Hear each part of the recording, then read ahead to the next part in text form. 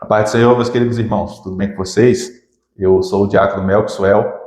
Nós estamos aqui para a gravação de mais uma aula, a aula de número 12, que tem por título A Reconciliação de Jacó com Esaú. Hoje nós vamos falar do reencontro dos dois irmãos. O nosso texto áureo diz o seguinte: Então Esaú correu-lhe ao encontro e abraçou, e lançou-se sobre o seu pescoço e beijou, e choraram. Gênesis, capítulo de número 33, e o versículo de número 4. A verdade prática diz assim: em Deus sempre há possibilidade de perdão e reconciliação. Antes de ir para a nossa leitura bíblica em classe, mais uma vez, nós estamos com a presença do presbítero William. Seja bem-vindo, presbítero William, mais uma vez. Paz do Senhor. Paz do Senhor, diácono Mel. Eu quero dizer que é um prazer mais uma vez estar aqui, né? Fazendo parte desse projeto, né? Abençoador, né? Glória a Deus. Vamos avançar então. Queria dizer que você também é muito bem-vindo a esta aula, é muito bem-vindo ao canal da nossa igreja. Você pode ficar à vontade, pode curtir esse vídeo, você também pode comentar, compartilhar, se inscreva no canal, fique à vontade, tá bom? Deus te abençoe. A nossa leitura bíblica em classe está em Gênesis, o capítulo de número 33, do versículo de número 1 até o versículo de número 10, que diz assim o texto: E levantou Jacó os olhos e olhou, e eis que vinha Esaú, e 400 homens com ele. Então repartiu os filhos entre Leia e Raquel e as duas servas, e pôs as servas e seus filhos na frente, e Leia e seus filhos atrás. Porém a Raquel e José os derradeiros. E ele mesmo passou adiante deles e inclinou-se à terra 7 vezes, até que chegou a seu irmão. Então Esaú correu-lhe ao encontro e abraçou, e lançou-se sobre o seu pescoço e beijou, e choraram. Depois levantou os seus olhos e viu as mulheres e os meninos, e disse: Quem são estes contigo? E ele disse: Os filhos que Deus graciosamente tem dado a teu servo. E então chegaram as servas, elas e os seus filhos, e inclinaram-se. Chegou também Leia com seus filhos, e inclinaram-se. E depois chegaram José e Raquel, e inclinaram-se. E disse Esaú: De que te serve todo este bando que tenho encontrado? E ele disse: Para achar graça aos olhos de meu senhor. Mas Esaú disse: Eu tenho bastante, meu irmão. Seja para ti o que tens. Então disse Jacó: Não, se agora tenho achado graça a teus olhos, peço-te que tomes o meu presente da minha mão, porquanto tenho visto o teu rosto, como se tivesse visto o rosto de Deus, e tomaste contentamento em mim. Graças a Deus. Antes de nós prosseguirmos, nós vamos fazer uma oração. Presbítero, você pode fazer a oração? Sim. Oremos. Senhor, meu Pai, muito obrigado, Pai, por mais essa vez, ó Pai, o Senhor permitir nós estarmos aqui, ó Deus, falando da Tua palavra, Deus, anunciando, ó Pai, de uma forma graciosa a Tua santa e inerrante palavra. Ó Deus, continua nos direcionando, Pai, e que essa aula venha alcançar muitas vidas, muitos corações, ó Pai, venham ser impactados pela Tua presença, porque a Tua palavra é fiel e verdadeira. Em nome de Jesus, assim ora, ó Pai. Amém. Amém. Maravilha. Como de costume, você já sabe que o nosso propósito não é esgotar o assunto da lição, mas nós trazemos aplicações aqui que você que é professor leva para a sua sala de aula, você que é aluno também pega para a sua vida, para o seu dia a dia, e assim o nome do Senhor vai sendo glorificado. Fique atento às referências que nós passamos aqui, porque também vão servir de base para a sua aula, para que o nome do Senhor venha a ser glorificado e os seus alunos sejam abençoados, tá certo? A nossa introdução, então. Presbítero William. Vamos então estar lendo aqui a introdução, que diz assim: Chegou o dia em que finalmente Jacó teria que encontrar seu irmão e acertar as contas com ele. Seu coração estava temeroso e ansioso. Mas Esaú, ao encontrar Jacó, abraçou-o e beijou. O inesperado aconteceu. Podemos ver o encontro fraternal entre dois irmãos, que pela graça de Deus tomaram atitudes de valor, perdoando um ao outro. Aquele episódio tinha tudo para dar errado e tornar-se uma tragédia, mas o Senhor interveio. Nessa oportunidade, veremos que o encontro de Esaú com Jacó é um exemplo a ser seguido por todos os que tiverem algum tipo de desentendimento com seus familiares ou outras pessoas próximas. Então, a introdução aqui já é muito clara, né? Deixando que algo que a gente fica até emocionado de ver, o reencontro de dois irmãos que tiveram problema lá atrás, há 20 anos atrás, né? E agora está aqui reconciliando. Então, esse encontro é o ponto, ou seja, digamos, culminante, né, dessa história, porque, ou seja, o que ia ser uma tragédia, né, agora então, você se torna em comunhão, né, um irmão abraçando o outro, perdoando, ou seja, mostrando que Deus ele tem poder para fazer a obra nos corações, né, e trazer então a união, né, a paz entre irmãos, ou seja, até pessoas que não sejam irmão biológico, mas às vezes irmão, né, na igreja, que pode acontecer algum imprevisto. Então Deus é o Deus de paz, né? É o Deus que transforma corações, né? Muito bem. Nós sabemos, o presbítero, que a vida é feita de relacionamentos, né? Nós nos relacionamos com os nossos irmãos, com os nossos pais, com os nossos cônjuges. E então a vida é assim, é feita de relacionamentos e uma hora ou outra esses relacionamentos podem sofrer ali um impacto, né? E isso é preciso ser consertado, né? É preciso haver aí uma reconciliação nos relacionamentos. E é exatamente o que vai haver aqui na vida de Jacó e Esaú. Nós vamos, até a palavra-chave da nossa lição hoje, né, é a palavra reconciliação. Muito bem, então, a lição de hoje, o presbítero William, parece que ela vai falar da reconciliação, mas ela vai resumir também um pouco o que se passou na lição passada. Vai falar um pouco de Jacó, do encontro que ele teve com Deus, que ele lutou com o anjo. Vai falar também um pouco da lição passada, quem era Esaú, né? E também vai mostrar que ao passar dos anos, Esaú teve também a sua vida transformada, né? E vai falar também sobre Raquel, especialmente nesse primeiro tópico. Então, nós vamos aqui entrar no primeiro tópico, que diz o seguinte: irmãos em conflito. O primeiro subtópico vai falar de Jacó.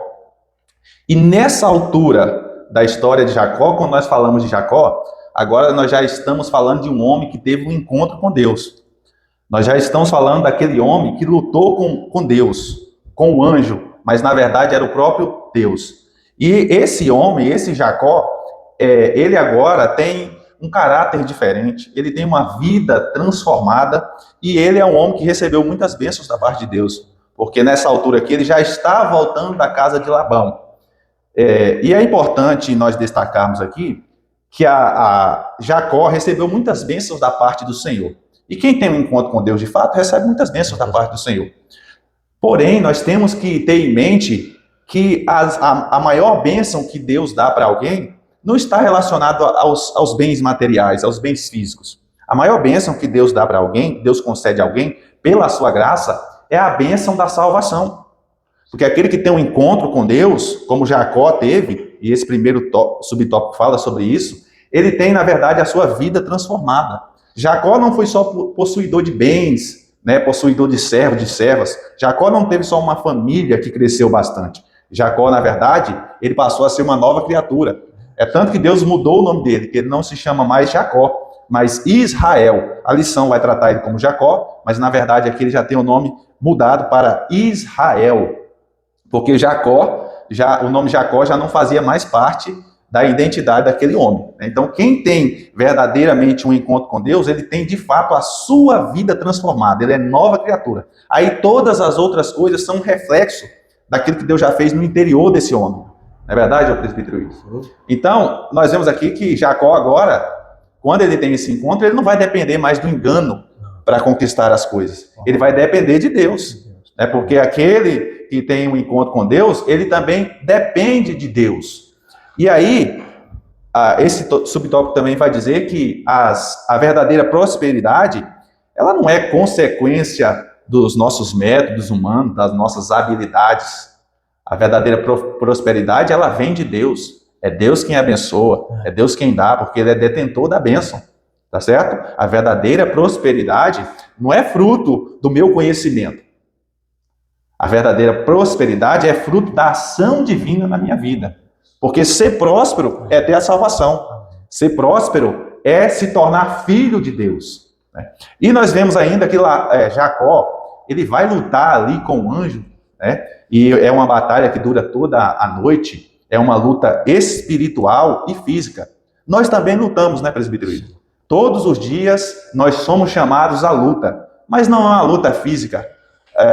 Efésios vai dizer, né, que a nossa luta, ela não é carnal, mas é espiritual, nas regiões celestiais. Então, meus irmãos, nós vivemos em constantes batalhas, e a nossa batalha, ela se dá na oração, a nossa batalha se dá no jejum, e se dá também por meio da adoração.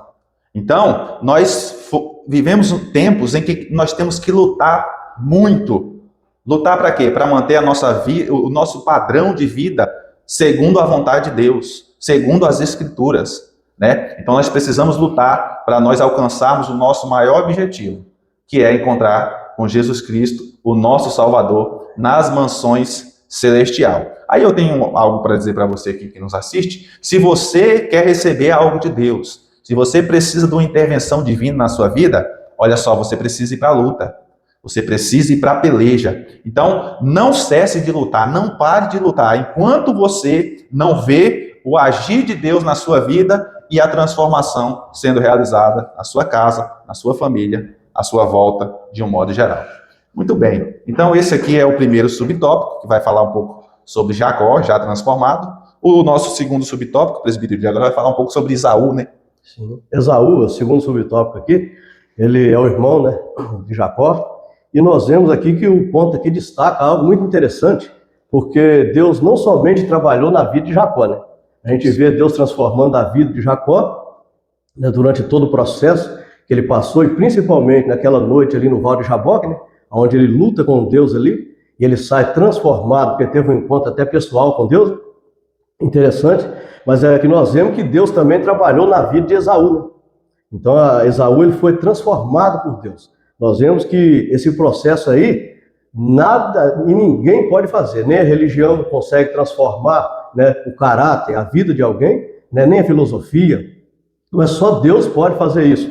A gente vai ver na Bíblia que no livro do profeta Ezequiel, né, eu até deixei marcado aqui, no capítulo 36, e o versículo 26, diz assim, ó, e dar-vos-ei um coração novo, e porei dentro de vós um espírito novo, e tirarei da vossa carne um coração de pedra, e vos darei um coração de carne.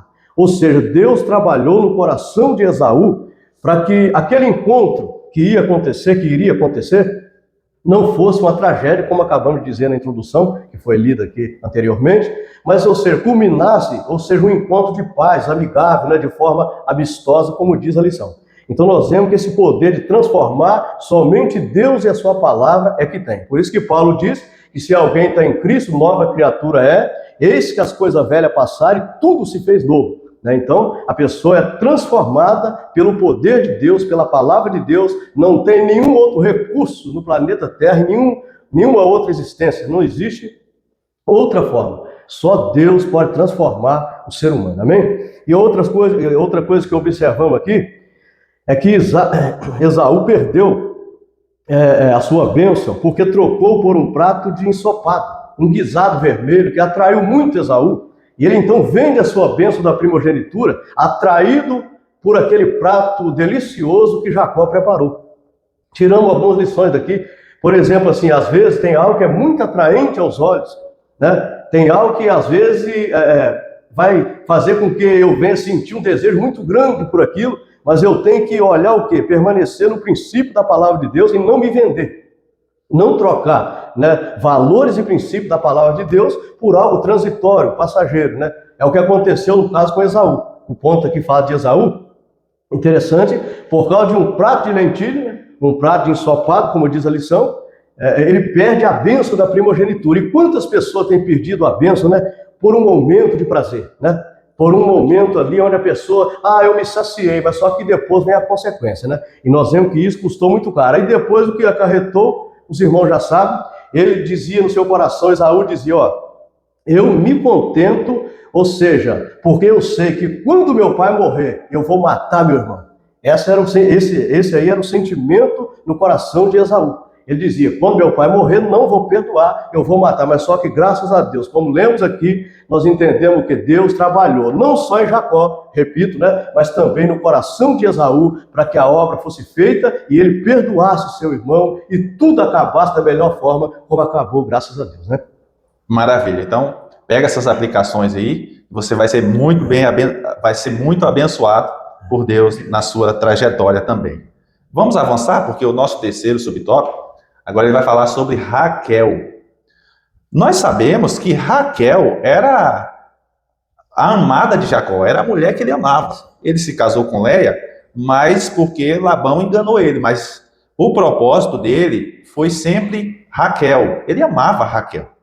E é interessante que Jacó, ele vai usar uma estratégia quando ele vai se encontrar com Esaú, que ele vai colocar as servas na frente e os filhos das servas. Depois ele vai colocar Leia e os filhos de Leia.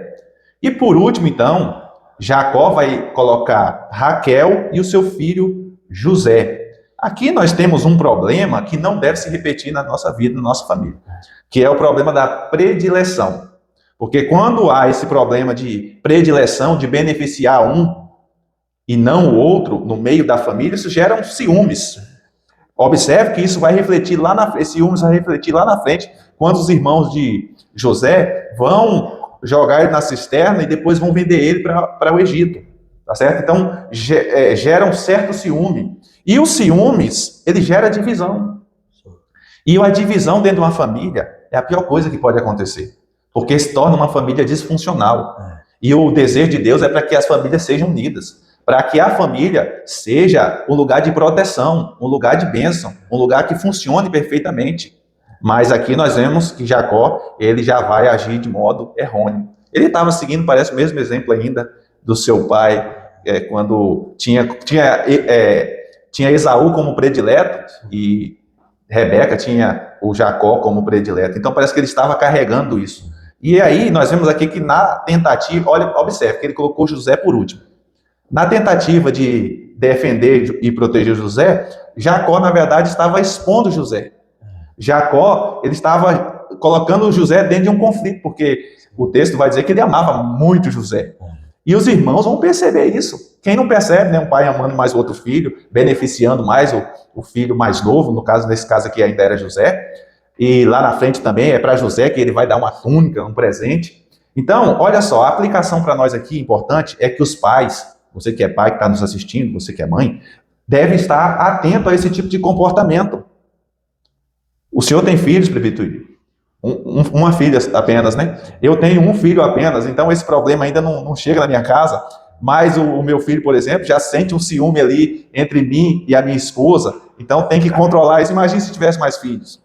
Então é algo que a gente precisa controlar, a gente precisa equilibrar isso aí, para quê? Para que o inimigo também não venha se aproveitar das brechas, porque às vezes algum filho se sente menosprezado, ele acha que ele não é tão amado assim, e o que acontece? Aquilo vai entrando no coração dele, pode trazer problemas psicológicos futuramente, e o inimigo se aproveita dessas situações para dizer para aquele filho, para aquela pessoa, olha, você não é amado, seu pai não te ama, quem te ama é os teus amigos lá do mundo, né, presbítero? Que é isso que o inimigo coloca na cabeça das pessoas. E aí isso pode gerar consequências e tragédias dentro da família.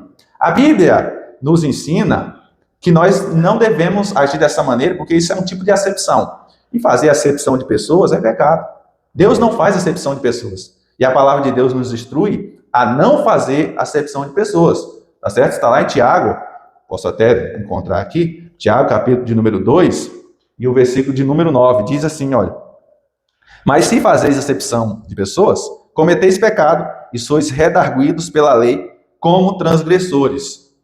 Então, nós como pais, nós temos que amar os nossos filhos, todos da mesma maneira. Não podemos beneficiar um em detrimento do outro, né, presbítero? Então, nós podemos avançar? Você quer comentar alguma coisa aqui? Não, é muito certo isso aí, né? Muito bem colocado, explicado, né? Porque a predileção só trouxe males, né? Naquela família e em outros casos também a gente vê. Então, o certo é tratar todos assim de forma o quê? Dar carinho, né? Tratar de forma igual, né? Com igualdade, né? Nesse sentido aí, porque todos são filhos, né? E a Bíblia diz que os filhos são herança do Senhor. A Bíblia não diz que um filho só. Os filhos são herança do Senhor. Então é bênção de Deus, deve tratar todo, né, com igualdade e com muito amor e carinho, né, educando, exortando o caminho do Senhor, como diz Paulo. Isso, muito bem. Então aqui nós podemos avançar para o nosso segundo tópico, que vai dizer o encontro entre Jacó e Esaú. Agora vai falar do encontro em si. E o primeiro subtópico, o presbítero William, Deus entra em ação. Tremendo, né? Deus entra em ação, porque Deus, ele trabalha, né? Às vezes tem momento na vida do ser humano que ele vai pensar, acho que Deus me abandonou, não estou vendo possibilidade, né? Mas fica tranquilo, se a tua vida está na mão de Deus, né? Você entregou teus caminhos ao Senhor, pode ficar tranquilo. Às vezes Deus está em silêncio, mas ele está trabalhando, né? E nós vemos aqui que Jacó, ele teve, quando ele sai do Val de Jaboque, a Bíblia deixa claro que ele lutou a noite toda. Quando ele sai do Val de Jaboque, os irmãos já conhecem, ele sai ali manquejando, né? Porque o anjo tocou, né, na sua perna, na conjuntura, né? Mas o que acontece? Interessante que quando ele olha, ele avista o seu irmão Esaú. E quando ele avista o rosto do seu irmão Esaú, já fazia 20 anos que eles não se viam, né? Não se encontravam. E os irmãos conhecem a história, né? Ou seja, Jacó saiu de casa praticamente fugido, né? Porque Esaú estava projetando até matá-lo, como já foi dito aqui.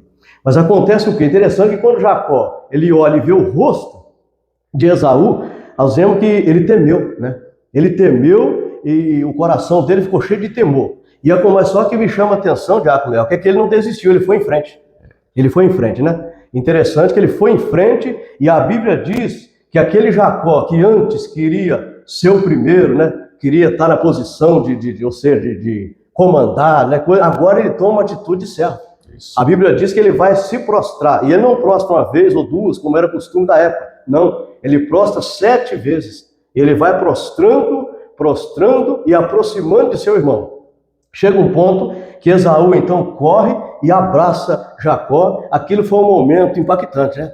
Eu penso assim, emocionante, muito, né, glorioso, né? Eu penso que houve ali, até os que estavam ao redor, né, devem ter se alegrado, foi algo muito tremendo, porque era uma preocupação que Jacó carregava há 20 anos. Como vai ser o dia que eu encontrar meu irmão Esaú? Né? Tanto é que ele manda mensageiro antes, e os mensageiros não trazem uma resposta clara, né? Ou seja, ele fica preocupado, manda rebanho, né, presente, quase mais de 500 cabeças de gado, entre carneiro e cabra, e boi, e jumento, camelos, né?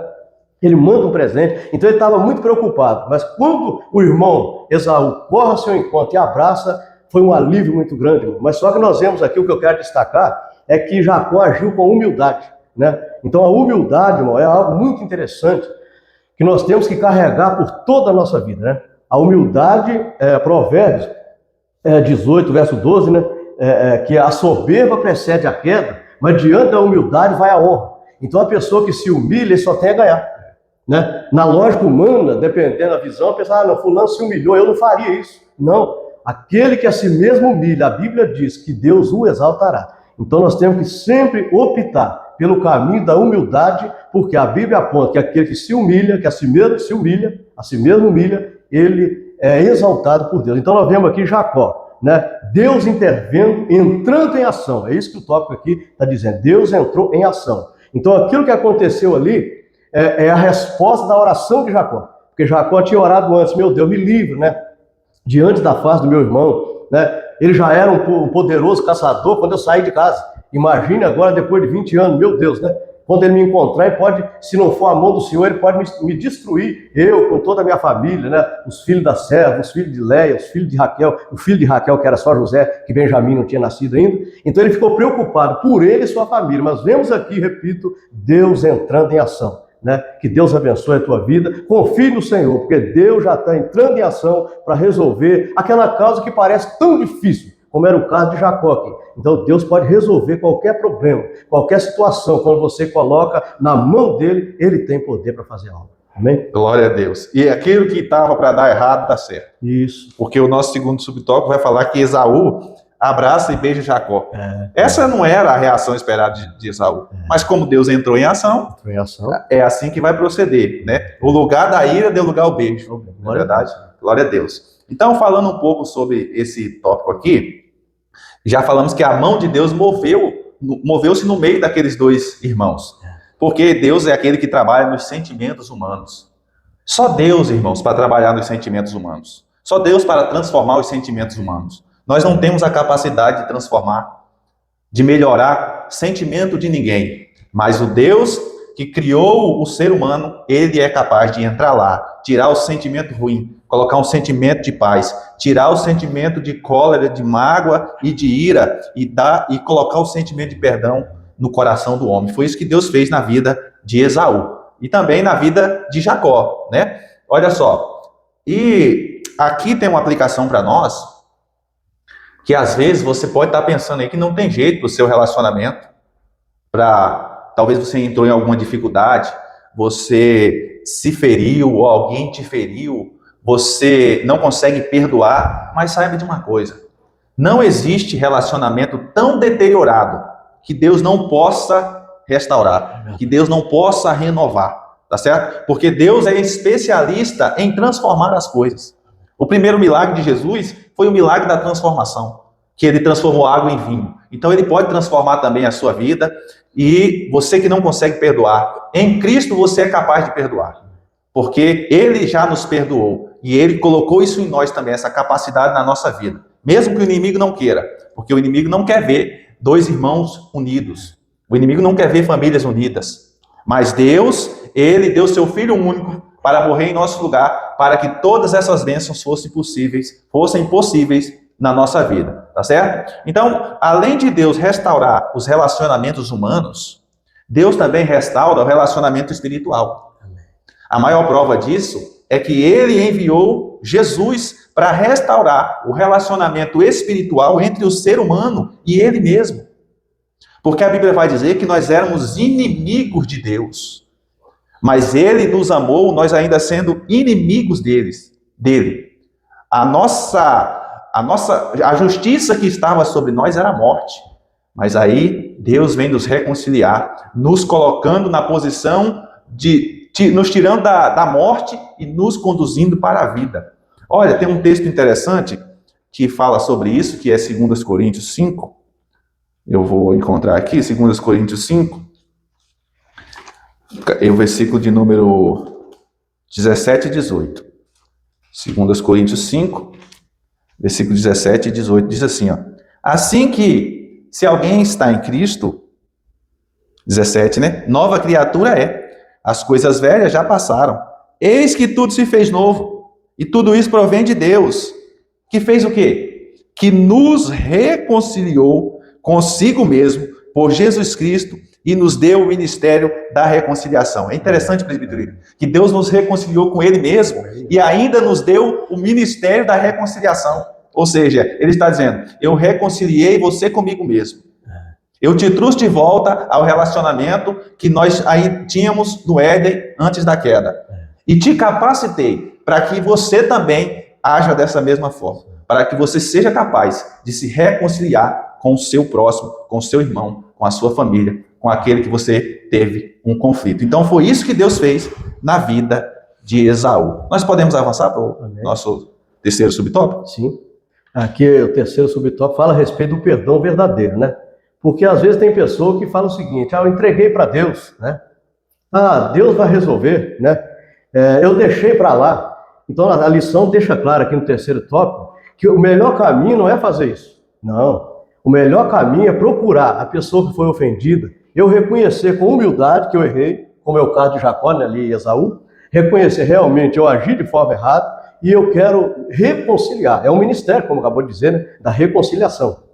Então, buscar sempre esse caminho aí. E aí até Jesus também dá um ensinamento que, por exemplo, se eu for levar a minha oferta no altar e lembrar que o meu irmão tem algo contra mim, deixo ali e depois vou lá reconciliar, conversar com meu irmão, resolver com ele, depois volto e ofereço a oferta. Então é algo muito sério isso aí. Então tem que haver, ou seja, essa reconciliação, esse perdão verdadeiro, não é da boca para fora. Tem pessoa que fala assim, eu perdoei, né? Mas só que depois fica remoendo, guardando mágoa no coração. E a Bíblia diz, o apóstolo Paulo, que a raiz, ele diz, para que nenhuma raiz de amargura vos prive da graça de Deus. Então a raiz de amargura não pode fazer parte do sentimento, né, do crente, do cristão, né, que serve a Deus, de pessoa nenhuma, não é bom, faz mal para a alma, né, causa muitas doenças até comprovadas já cientificamente, né? Então a melhor forma, quando você perdoa, lembra disso, né, que é importante dizer isso aqui, quando você perdoa, você não está ajudando a outra pessoa, você está ajudando a si mesmo.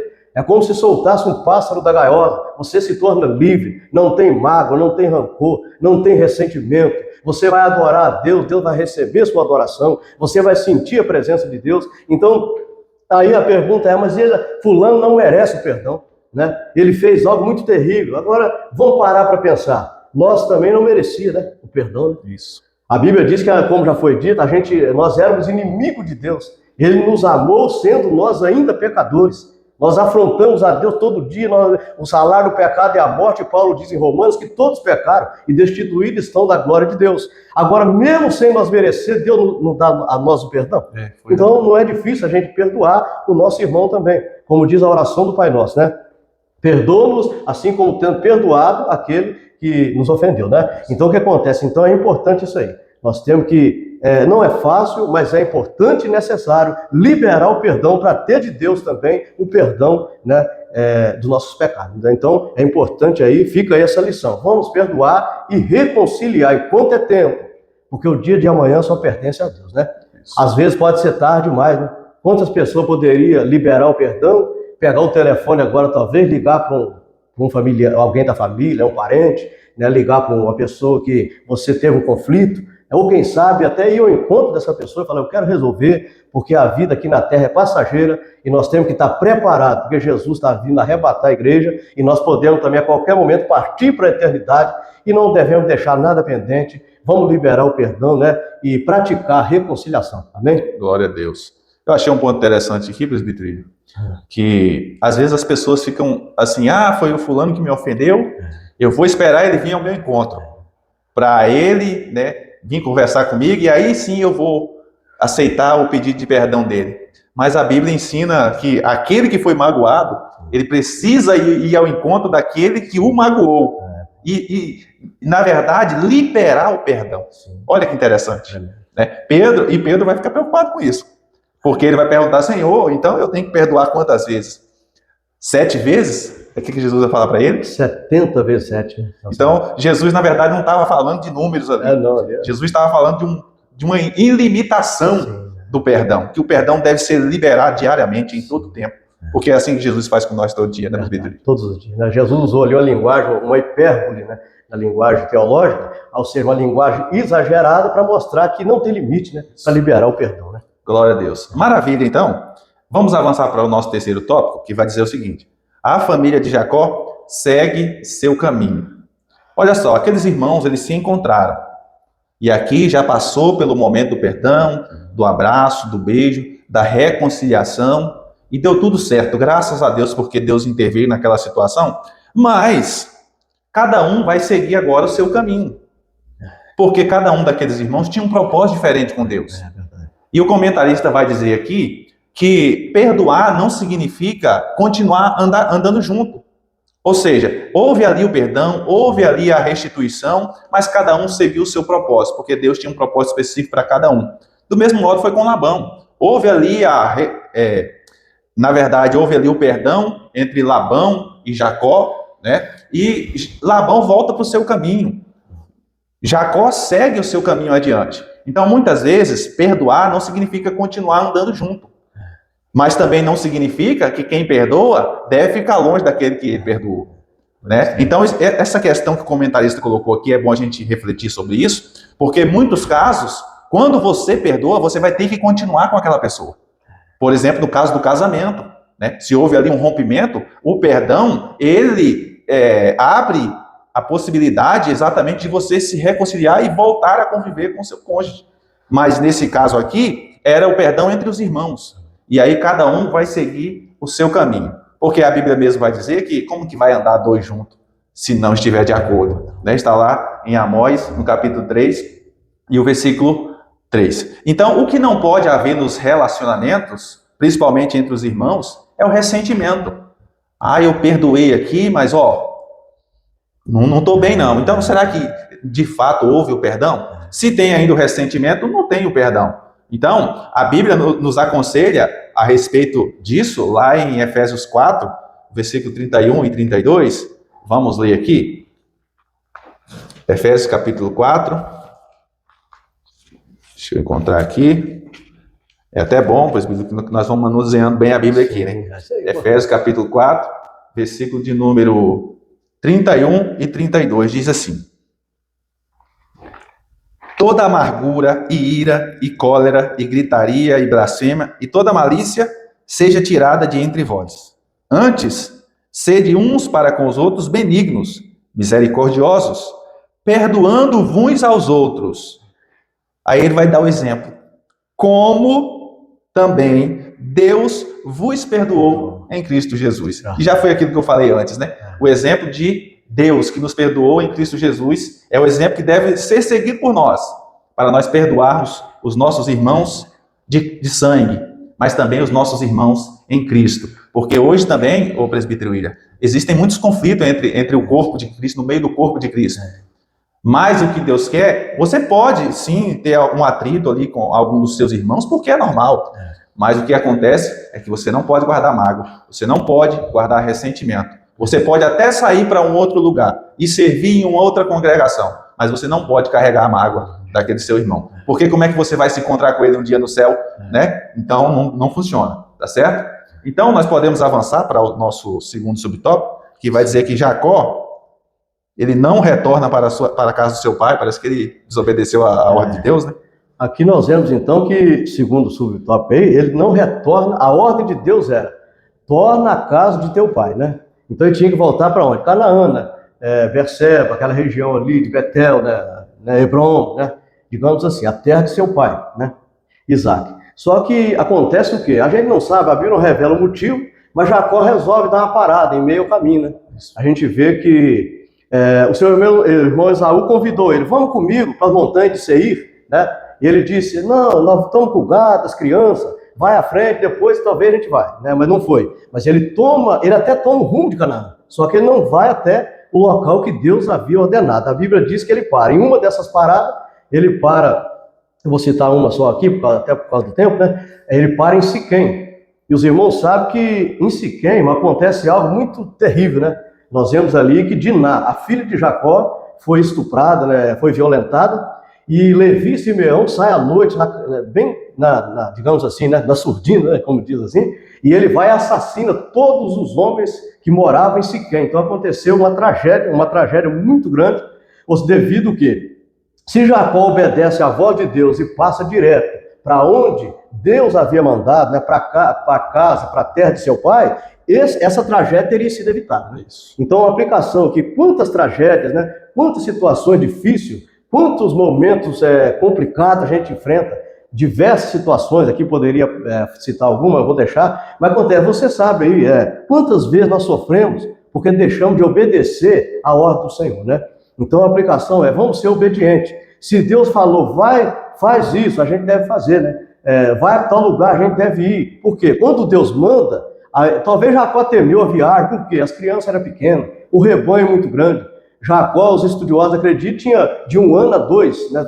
De 1 a 2 anos aproximadamente, José, melhor dizendo, né? Ele tinha de 1 a 2 anos.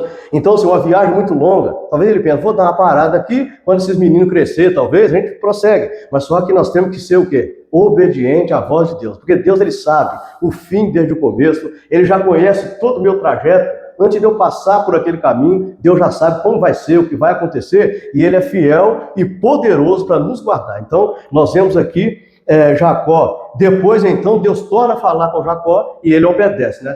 Mas antes ele sofreu a consequência porque não obedeceu na primeira vez a ordem de Deus, né? Então, deixo aqui essa lição, importante, né, meu? Isso, para você refletir, tá? Para você que quer andar nos caminhos de Deus, você precisa obedecer 100% à voz dele. Não adianta obedecer pela metade, né? Tem jeito, né? Vai até um trecho, segundo a vontade de Deus, aí daqui a pouco toma mais um trechinho fora da vontade de Deus. As coisas dão errado. Né? Vamos avançar para o nosso terceiro subtópico, que vai falar o seguinte: Jacó levanta um altar ao Senhor. Jacó, ele é um grande exemplo de um grande adorador.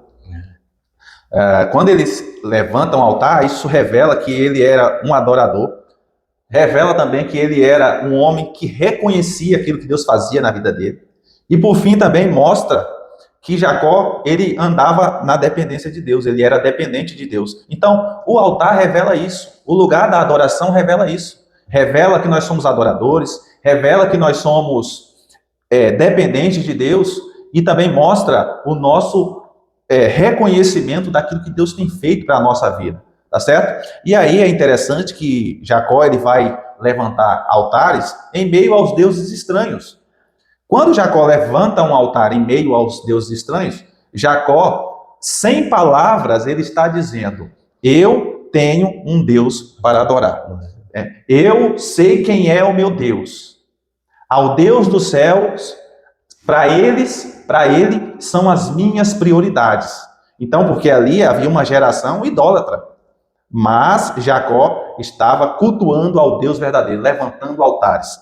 E é interessante que, além de levantar altares, ele vai remover os deuses estranhos da casa dele, tá certo? E aí nós precisamos refletir aqui, trazendo para a nossa atualidade, nós precisamos refletir, meus irmãos, quais tipos de altares nós estamos levantando dentro do nosso lar.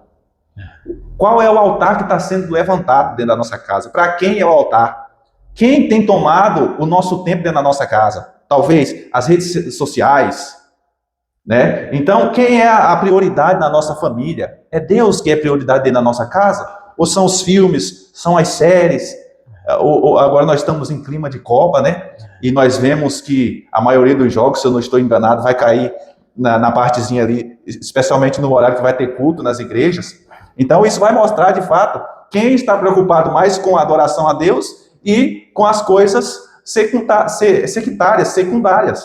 Então, nós precisamos estar atentos para nós observarmos qual é o altar que está sendo erguido dentro da nossa casa. Quem, de fato, está sendo adorado dentro da nossa casa. Porque é tempo de agir como Jacó. É tempo de agir como Jacó, fazer o quê? Reunir a nossa família e ordenar que sejam destruídos e removidos todos os deuses estranhos que se instalam dentro da nossa casa. É interessante que esses deuses estranhos que se instalam dentro da nossa casa, presbítero Willis, eles vêm de forma sutil. Muito sutil. É sutil, é uma coisinha pequena que não parece nada, mas quando você pensa que não, aquilo ali tomou o seu tempo. Tomou o tempo que era de Deus na sua vida. Você não tem tempo mais para orar, você não tem tempo mais para se reunir com a sua família, para falar de Deus para eles, né? E aí quem está, na verdade, instruindo os seus filhos não é mais você, mas é a inteligência artificial, e por aí vai. Então, é tempo de nós erguermos altares de adoração a Deus, não só na igreja, mas também dentro da nossa casa, conduzir os nossos filhos à adoração e remover aquilo que tenta roubar bem devagarzinho o nosso coração, né, presbítero William? Então, foi isso que Jacó fez, e é um exemplo que deve ser seguido por todos nós. Eu acho que nós podemos avançar para a nossa conclusão, então, presbítero William. Amém. A não ser que você queira comentar alguma coisa ainda nisso. Concluímos aqui que tiramos muitas lições importantes aqui, né? Nessa lição que, como eu disse, né, o encontro de Jacó e Esaú, aprendemos sobre o perdão, né? Sobre a humildade. Agora, recente, muito bem colocado, sobre levantar um altar para Deus, né? Porque nós sabemos que o inimigo não está de brincadeira, irmão. E a família é o alvo principal do inimigo. Então, nós vamos pegar aquilo que é de bom, né, e reter, né, aquilo que é bom e levar para dentro do nosso lar, né?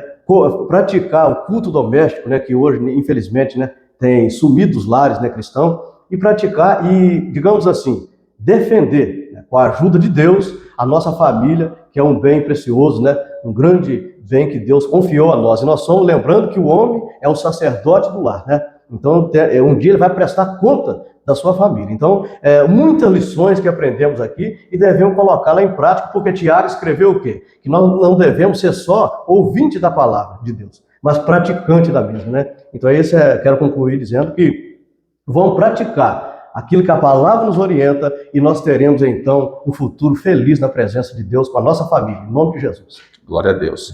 Se você que nos assiste está com esses sentimentos ruins, né, está magoado com alguém, coloque diante dos pés de Deus, diante do altar do Senhor. Peça a Jesus para entrar no seu coração, fazer uma transformação na sua vida. tirar todo esse sentimento de vingança, esse sentimento de ódio, que você não consegue largar. Mas Deus é poderoso para trabalhar na sua vida e você vai conseguir sim, em nome de Jesus, liberar o perdão que precisa ser liberado para que a sua vida seja curada e você prossiga firmemente adorando o Senhor e glorificando o nome dele e sendo e estando em comunhão com a sua casa, com a sua família, com os seus irmãos e com a Igreja de Cristo. Nós finalizamos por aqui e eu gostaria de convidar você que está aqui em Afonso Cláudio para vir participar da Escola Bíblica Dominical com a gente. Todos os domingos, a partir das 8h30 da manhã, nós estamos aqui aprendendo a palavra de Deus. Você pode vir nos visitar, vai ser uma honra receber você. Nós estamos aqui a 100 metros da rodoviária, tá certo? Você que não está em Afonso Cláudio, você pode procurar uma igreja na sua região e ir também na parte da manhã participar da Escola Bíblica Dominical. Porque a Escola Bíblica Dominical não é só teoria, é também transformação de vidas. Que Deus te abençoe então e até a próxima aula, se Deus quiser.